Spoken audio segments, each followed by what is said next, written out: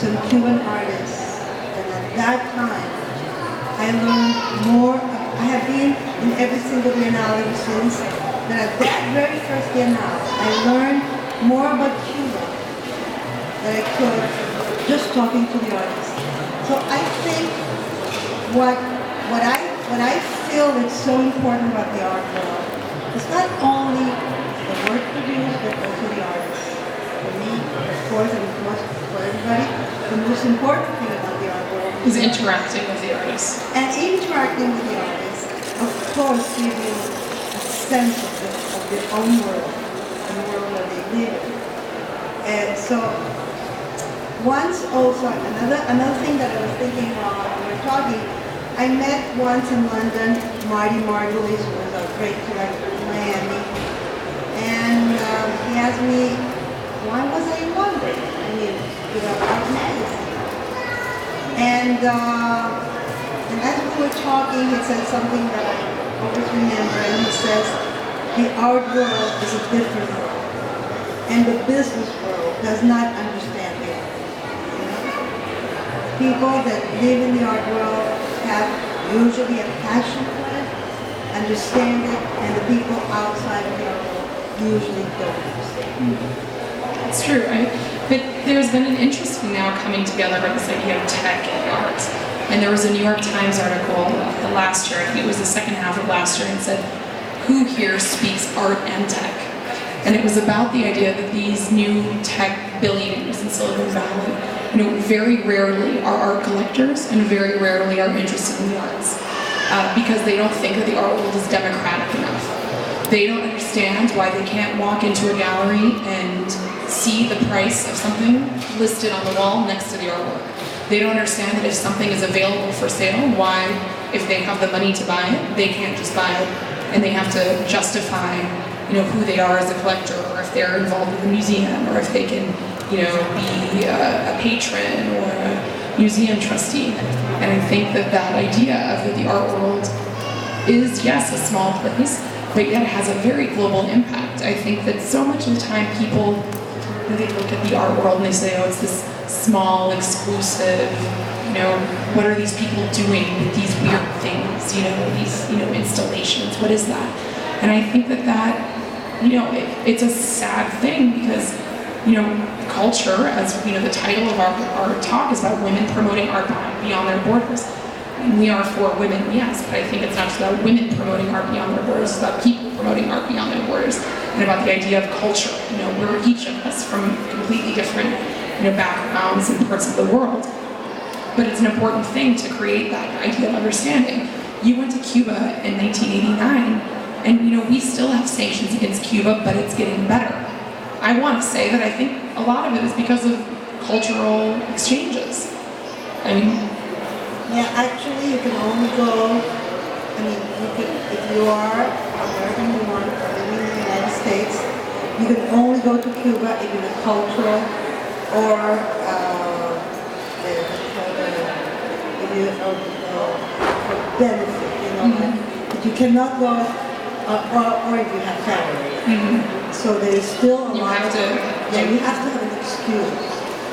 Me, because I'm not American, I never go through the United States. Mm-hmm. I always go through another country because being a Colombian, and only once I tried to go to Cuba out of the United States, and I was told the best way to go is to go through Jamaica because and I was at the airport at 7 o'clock in the morning, and because my final place of arriving was Cuba, I was delayed, missed the plane, so I finally got to Cuba at midnight.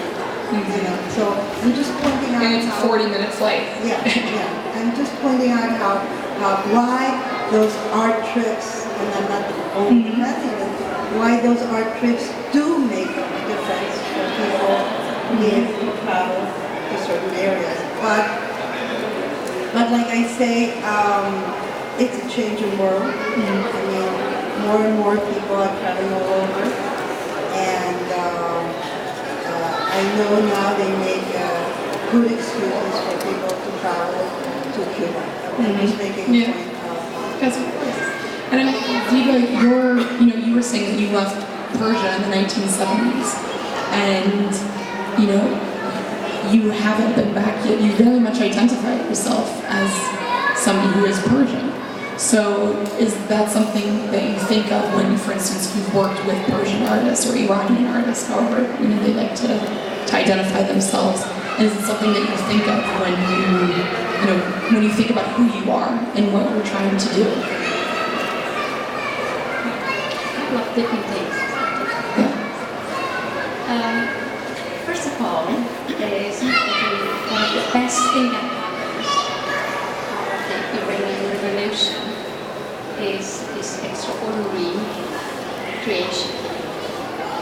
Somehow artists, in order to create, they should not be miserable, I don't want to mistake, but I feel like artists, in order to create, they need some kind of encouragement. And when I think about the creations, exactly. And amazing films, for example, has come out of this Iranian Revolution. But before the revolution, when I was a child, life was extraordinarily materialistic in Iran. We were people who would just fly to Paris to have their hair done, things like this. And just exaggeration, to be honest. But the revolution, the limitation of the life people had, made them think. And that was one of the most extraordinary things. Persian artists happened all of a sudden, filmmakers, architects, and it's a marvelous creativity right now. And this is the best thing out of the Iranian Revolution. I unfortunately don't go back enough. I've been a couple of times since the revolution, 36 years ago. Yes. Find it difficult? When the revolution happened, I was very emotional, and I kind of made a curtain in front of it, and I decided I need the time for reflection, basically.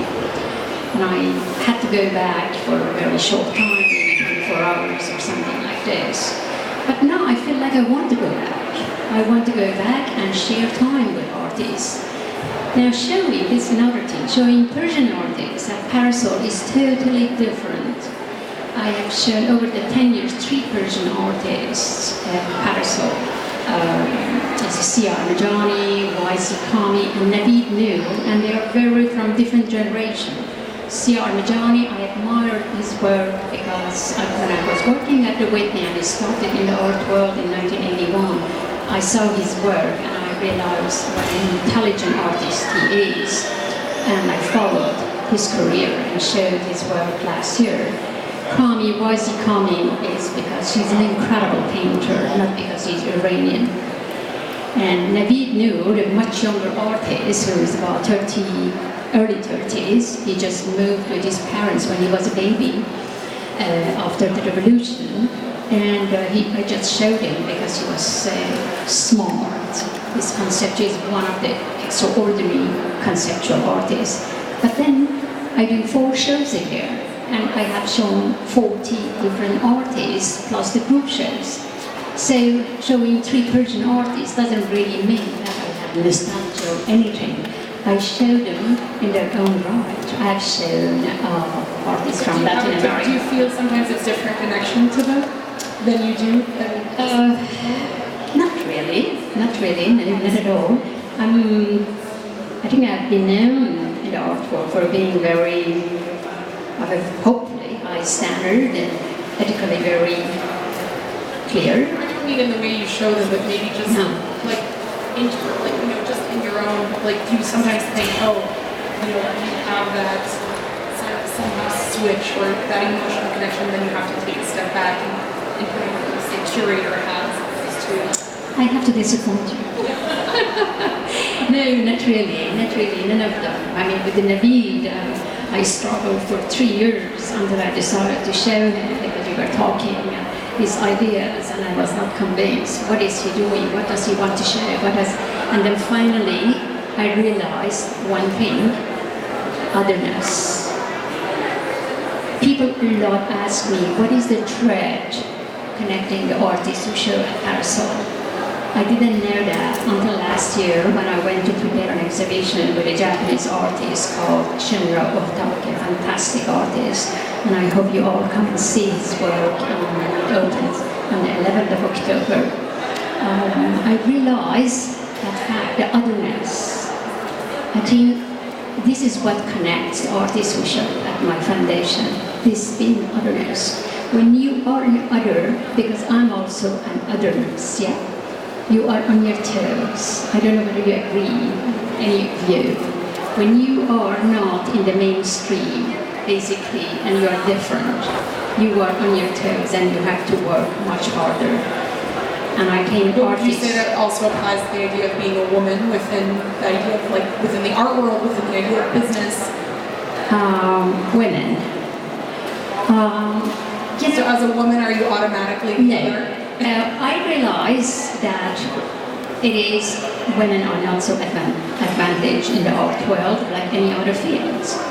They're not advantaged. They are not, definitely. I met Louise Bourgeois and Alice Neal in the very early 80s in New York, and I know their stories, the difficulty they had in the world, in the art world. But I was brought up in a Persia, the old Persia, where women were celebrated for what they were doing. Actually, women had it very good. It's very hard for a lot of young people here to understand after the revolution what happened. But in fact, Persia is equal to Chador. They have to be covered and all the terrible things that happens to women. But I was brought up with total self-confidence about being a woman, and I never was a feminist. And when I show an artist at Parasol, I never look that it's a women artist. I show good art. And I think this is very important, because then the critic writes a silly stuff about that's a women artist and that terrible show. It's even not in good advantage of the artist. So what we have to do in an exhibition when we present an artist, basically, is to show the artist in its best way. The show should be timely. It should be the advantage of the artist to make the artist seen from better light than just being criticized. So this is much more important for me than showing a women or a men artist. I have always an affinity, of course, to show the women artists, but I show the artists when I think the artist is going to be benefiting from that exhibition.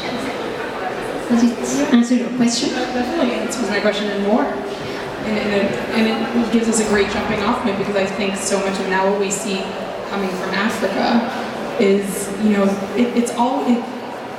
I saw it on music video this morning, and the theme was "This is New Africa." And it was about the idea that Africa is not just these horrible stories you see in the news, poverty and famine and violence against women, but really about celebrating, cultural accomplishments. And would you say that you believe that that's, what you try to do, or what you've taught with your gallerists and the artists you work with? Well, I think that the whole rebranding Africa has been, a topic of the news for now 2 or 3 years because of the economic growth of Africa, and realizing that those countries are growing well. Europe and the US were in crisis, and showing the numbers for it. I think that what we see in terms of women artists versus African artists, we have exactly the same problem. There's obviously less women, in African art as well as in the rest of the art world. But I do believe that the branding of Africa can play two roles. It's true that it's good for the ego for people to start seeing Africans, as now, a powerful economy. Obviously, if you take each country by its own, it might not be as powerful as taking the continent and rebranding the continent as powerful. But there's also risk, because all the things that you described still exist in Africa. What we are trying to show is that there's other things as well, and there's a different debate and discourse that could happen as well, because unfortunately people are still thinking of Africa as a charity case, basically, most of the time. which doesn't really help the artist as well. And this is why most of the African art is also underpriced, because as of today, the very limited inclusion of those African artists or even African gallery into the global art market makes the fact that those artists were not able to get, the right visibility, got bought by the right museum, by the right collectors, for their prices to go up. I think, yes, there is this whole rebranding, this fact that today we want people to see Africa as what it is, that it's not about just AIDS charity, or it's a multifaceted continent. And it is growing, and I mean, it's completely normal that, attached to economic growth, you'll see, development, you'll see, more visibility to this part of the world. But for the moment, it's true that it's still something that I think the whole continent has to work on to show that they changed, to show that it's a new Africa that we are dealing with now. And I mean, I would say that probably was something you had to deal with Colombia until quite recently. The stereotypes and the kind of prejudice associated with Colombia with, drug cartels and, TV villains, movie villains. Actually, yes. I still hold a Colombian passport, and it is very difficult to travel with a Colombian passport, but I'm very proud to be Colombian. As a matter of fact, I wasn't sure I was going to make it to London. I only got my visa on Tuesday with the help of the ambassador. But I want to take back the issue about women, because I think it's an important issue. Because obviously many people think of, Latin culture as somewhat of machismo, that idea of, yes, a woman is at home. Yes. Actually, women had access to education at the end of the 19th century, and we see great artists flourishing at the beginning of the 20th century. The women got the vote in the first country in 1920,